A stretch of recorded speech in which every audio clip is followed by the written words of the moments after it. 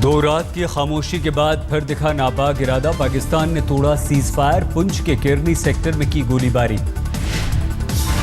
पाकिस्तान ने सेना के 4 पोस्ट को बनाया निशाना। अंधाधुंध गोलीबारी की।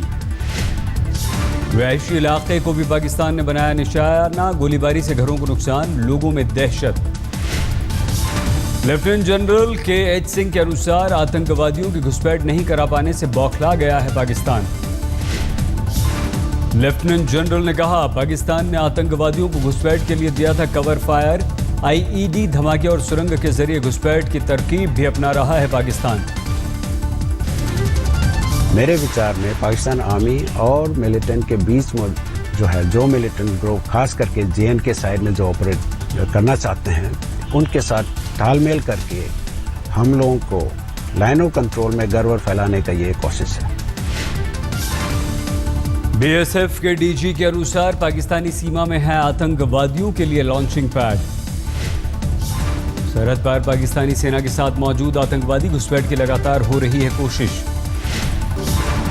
चक्रवाती तूफान हुदहुद तेजी से बढ़ रहा है आंध्र प्रदेश के विशाखापट्टनम की ओर। कल सुबह टकराएगा भारतीय जमीन से। विशाखापट्टनम से टकराते वक्त 140 किलोमीटर की रफ्तार से आएगी आंधी। मूसलाधार बारिश के भी आसार। 6 मीटर तक उठ सकती हैं लहरें। हुदहुद के मद्देनजर PM नरेंद्र मोदी ने बुलाई बैठक। तैयारियों की लेंगे जानकारी। तूफान से करीब 20 लाख लोगों के प्रभावित होने की आशंका। भारतीय नौसेना ने भी हुदहुद से निपटने के लिए संभाला मोर्चा। पूर्वी कमांड मुख्यालय के 7 हेलीकॉप्टर तैयार। हुदहुद तूफान के चलते रेलवे ने सावधानी बरती। भुवनेश्वर से विशाखापट्टनम जाने वाली 40 ट्रेनें की रद्द। आंध्र प्रदेश के मुख्यमंत्री चंद्रबाबू नायडू ने इसरो से साधा संपर्क। सैटेलाइट से भेजी गई तस्वीरों की मांग की। विशाखापट्टनम में रडार से तूफान पर रखी जा रही है नजर। हुदहुद के 12 अक्टूबर को उत्तरी आंध्र प्रदेश में विशाखापट्टनम के करीब पहुंचने की आशंका। हुदहुद से निपटने के लिए NDRF की 39 टीमें तैयार। करीब 1700 कर्मचारी तैयारी में जुटे। NDRF ने 199 रबर की नावों समेत जरूरी उपकरण किए तैयार।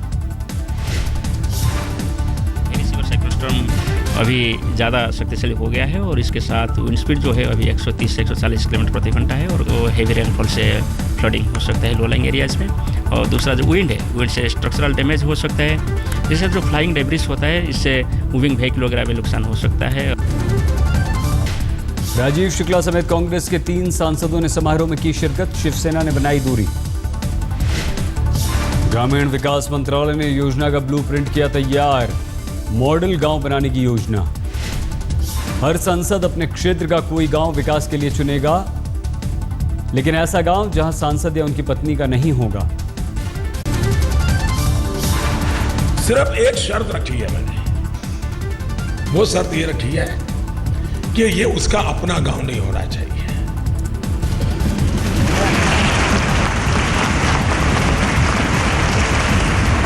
या अपना ससुराल नहीं होना चाहिए। PM मोदी ने खुद भी एक गांव गोद लेने का किया जिक्र, लेकिन गांव के नाम का नहीं किया खुलासा। मुझे भी बनारस के लिए गांव अभी सिलेक्ट करना बाकी है। आज ये गाइडलाइंस आ गई हैं। मैं भी बनारस जाऊंगा, सबसे मिलूंगा, बात करूंगा और एक सबका मन बना करके मैं भी एक गांव सिलेक्ट करूंगा। सूत्रों के अनुसार प्रधानमंत्री अपने क्षेत्र से एक गांव ककरिया को ले सकते हैं गोद। ककरिया में जोरों पर है सफाई का काम।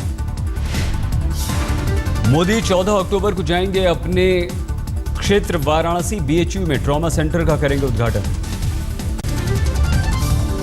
PM मोदी ने हरियाणा के जींद और सिरसा में चुनावी सभाएं की। परिवारवाद का उठाया मुद्दा। मोदी ने कहा, हरियाणा में 25 साल से 5 परिवार कर रहे हैं सत्ता की बंदरबाट। पर्दे के पीछे तय कर लेते हैं 5-5 साल लूटने का प्लान।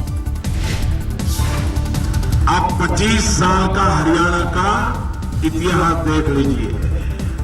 कभी ये परिवार सत्ता लेते हैं तो कभी ये परिवार पर्दे के पीछे गठबंधन कर देते हैं कि 5 साल मेरे लिए, मैं लूटूंगा, अगले 5 साल तेरे लिए तू लूट लेगा।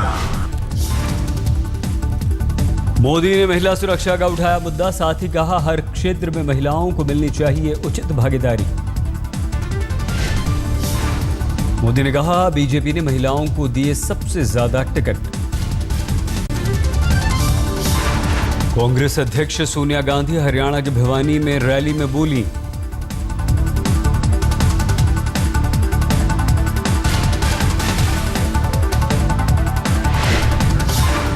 सोनिया बोली अमेरिका से क्या मिलेगा ये तो वक्त बताएगा, लेकिन मोदी के करारों से जीवन रक्षक दवाएं महंगी होना तय।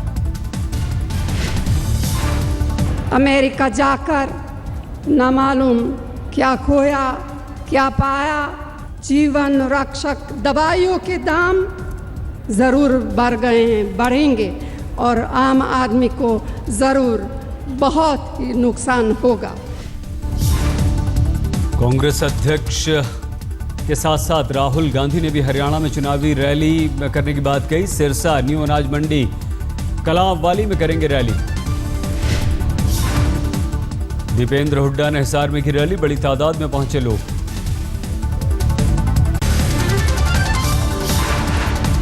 एनसीपी नेता और महाराष्ट्र के पूर्व गृह मंत्री आर पाटिल का शर्मनाक बयान, रेप आरोपी के सहयोगियों से कहा चुनाव के बाद करना चाहिए था बलात्कार। काय पात्र आलेले आहेत आपल्या भागात, मनसेने एक उमेदवार उभा केलाय। आज मनसेचे लोक मला भेटले, म्हटले आमचा पाठिंबा तुम्हाला, म्हटलं का तर म्हटले आमचा उमेदवार तुरुंगात आहे, त्यानं मिरजत किंवा अर्ज इथं भरलाय, आता त्याला इथं उभाच करायचं होतं, आपल्या तालुक्याचा आमदार व्हायचं होतं, तर किमान बलात्कार। पाटिल तासगांव में कर रहे थे रैली, इस दौरान बलात्कार पर दिया ये विवादित बयान। कफ्टे महाकाल सीट से एमएनएस नेता सुधाकर खाड़े लड़ रहे हैं चुनाव, नौकरानी से बलात्कार के आरोप में जेल में हैं बंद। सुधाकर के समर्थन पाटिल को समर्थन देने पहुंचे थे, इसी दौरान पाटिल ने किया ये बेतुका बयान। बिहार के आरा में 7 दलित लड़कियों से बलात्कार का सनसनीखेज मामला, गांव के दबंगों पर आरोप। आरोप के अनुसार कबाड़ बेचने गई दलित लड़कियों को रणवीर सेना से जुड़े शख्स ने बनाया बंधक, 3 लोगों ने किया दुष्कर्म। गैंग रेप के बाद माले नेताओं ने सड़क जाम की, सभी आरोपियों की गिरफ्तारी की मांग। मुख्यमंत्री जीतन राम मांझी ने कहा सभी आरोपी गिरफ्तार, 24 घंटे में दायर हुई चार्जशीट, 1 हफ्ते में कानूनी प्रक्रिया पूरी करने का भरोसा। सभी कल्प्रिट पकड़ लिए गए हैं और चार्जशीट भी शामिल हो गया है, जैसा कि शाम को मालूम हुआ, और उसको ट्रायल करने की भी प्रक्रिया शुरू हो रही है फास्ट ट्रैक कोर्ट के द्वारा। हिंदुत्व पर संघ प्रमुख का बड़ा बयान, कहा हिंदुत्व किसी की बपौती नहीं, पूरी दुनिया की है धरोहर। यह संयोग है, लेकिन हिंदुस्तान के लोगों ने इसको कभी अपनी बपौती नहीं माना, अपनी धरोहर जरूर माना, लेकिन यह धरोहर विश्व के लिए है। भारत में रहने वालों को होनी चाहिए हिंदुत्व की जानकारी, संघ प्रमुख ने कहा हमारी शिक्षा से है धर्म की जानकारी नदारत।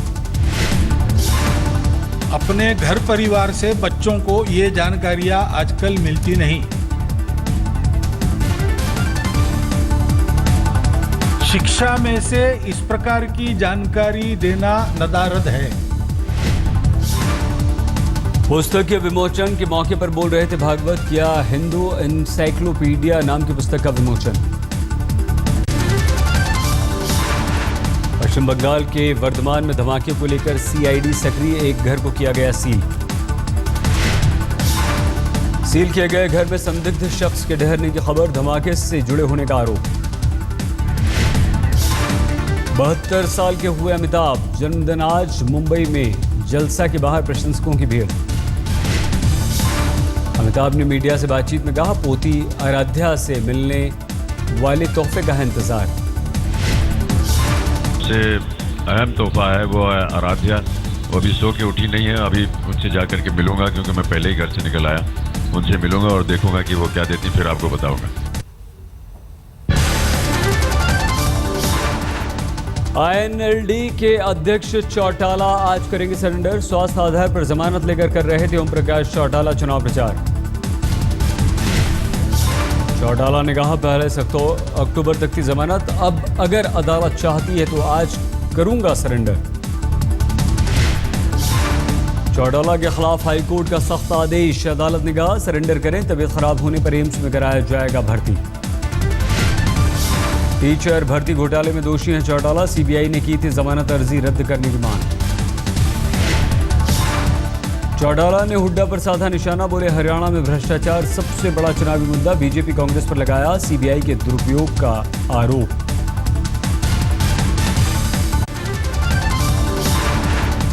कोटा में एक दिन पहले अगवा हुए 7 साल के बच्चे रुद्राक्ष की मिली लाश, बंधे हुए थे हाथ पैर। गुरुवार को रुद्राक्ष का हुआ था अपहरण, अपहरणकर्ताओं ने मांगे थे 2 करोड़ रुपए, बैंक में मैनेजर हैं रुद्राक्ष के पिता। मेल टुडे और पीसी ज्वेलर्स की मुहिम, आई एम शक्ति की टीम शुक्रवार को इंडिया टुडे मीडिया प्लेक्स पहुंची, कर्मचारियों को छेड़खानी बदसलूकी से निपटने की दी सीख। लड़कियों महिलाओं ने सीखे आत्मरक्षा के गुर, सिग्नेचर कैंप के साथ मैसेज बोर्ड पर लोगों ने दर्ज किए अपने विचार। तो हमने मुहिम उठाई है कि हम अब चुप नहीं रहेंगे, हम गर्ल्स चुप नहीं रहेंगे, हम सब में शक्ति है, हम सब बोलेंगे एंड इवन लड़ेंगे। मैं इसलिए सेल्फ डिफेंस सिखा रही हूँ, मैंने कॉलेजेस में सिखाए हैं, स्कूल्स में सिखाए हैं, इवन अब जब मैं इंडिया टुडे के ऑफिस में सबको सिखा रही हूँ।